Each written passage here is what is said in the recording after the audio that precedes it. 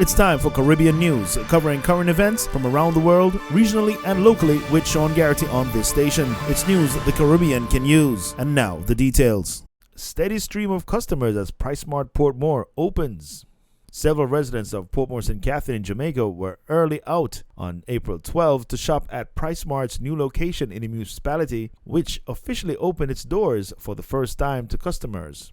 The store, the second Pricemart location in Jamaica, has been eagerly anticipated by residents of Jamaica's Sunshine City, as dozens were lined up outside awaiting the 8 a.m. opening. Three of those early shoppers, all sisters, ventured from as far as Uwerton in St. Catherine, which would be 44 kilometers away to shop. The sisters, Colleen Clark Stevens, Tamara Redwood, and Julianne Roan, reportedly left their home at 4 a.m. to be the first persons at the door. Shopping has been consistent throughout the day, and a pickup expected throughout the week and into the Easter holidays. With membership numbers already exceeding expectations, Dhanraj Mahabir, Pricemart's Senior Vice President of Operations, is projecting success for the Retail Memberships Club's second location in Jamaica. He was addressing a virtual press conference on April 8th ahead of the opening of the new location. The investment in Pricemart exceeds US $20 million and 180 persons being directly employed.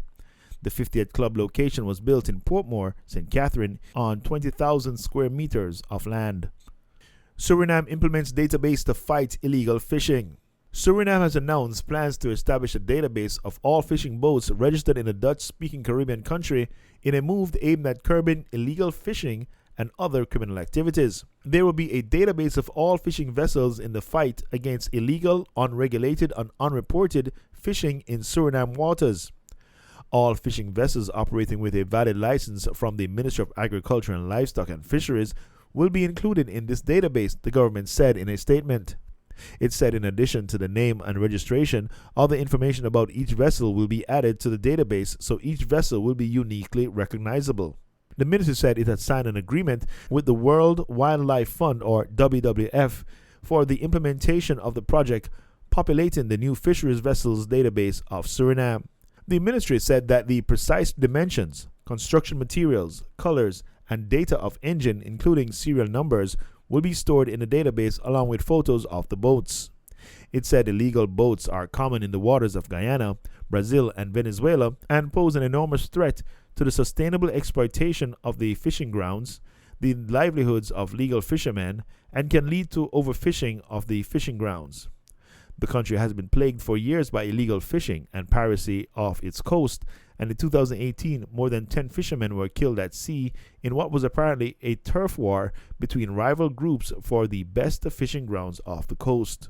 This portion of the news is brought to you by Fantastic DJs. For all your entertainment needs, it's fantasticdjs.com.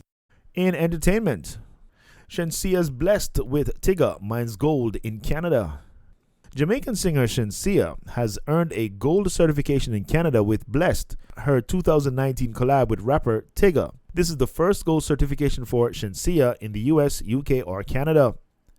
According to Music Canada, Blessed was issued the gold single certification on Monday, April 11, after it sold more than 40,000 units from digital and physical single sales and on-demand audio streaming in the country. In Canada, 10 track downloads and or 1,500 on-demand audio streams are equivalent to one single unit.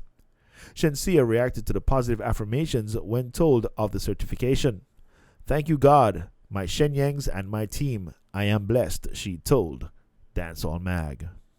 In business, inflation surges in March, hitting 40-year high. U.S. monthly consumer prices increased by the most in 16 and a half years in March as Russia's war against Ukraine boosted the cost of gasoline to record highs, cementing the case for a 50 basis points interest rate hike from the Federal Reserve next month. This report produced by Chris Dignam.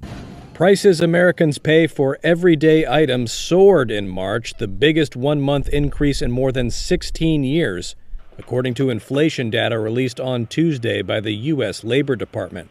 The much-anticipated Consumer Price Index report also showed an 8.5% year-on-year gain, the hottest reading since the early days of the Reagan administration. Fuel and gas prices topped the list as Russia's war against Ukraine boosted the cost of oil to record highs. Rent prices rose the highest since 1991. The price of groceries saw their biggest spike since 1981, and the price of new cars saw the biggest ever spike in the report's history. Bankrate.com's chief financial analyst, Greg McBride. This month in particular, more than half of the increase was attributable to the rise in gas prices. Gas prices were up 18% in the month of March alone. But over the course of the last year, we've seen some categories that tend to show up on a regular basis in terms of fueling this inflation. And unfortunately, they're necessities. It's food, it's energy, and it's shelter. Those are really the big three to watch.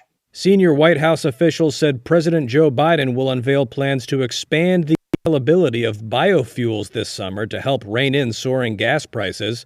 The March CPI reading also bolstered the case for aggressive action from the Federal Reserve, which is expected to hike interest rates by 0.5 percentage point at next month's meeting. In sports, 3 wins for Jamaica as Caribbean athletes excel at USATF Bermuda Games. Regional powerhouses Jamaica matched the United States with 3 wins each on the 13-race program at the inaugural USATF Bermuda Games on Saturday. The Bahamas picked up 2, while Grenada, Barbados, Puerto Rico, Canada, and Kenya shared 1 apiece.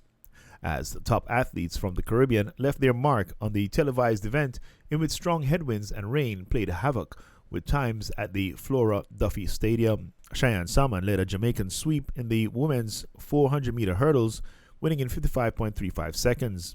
Shericka Jackson, a 100-meter bronze at last year's Tokyo Olympics, took the 400 meters in 51.40 seconds.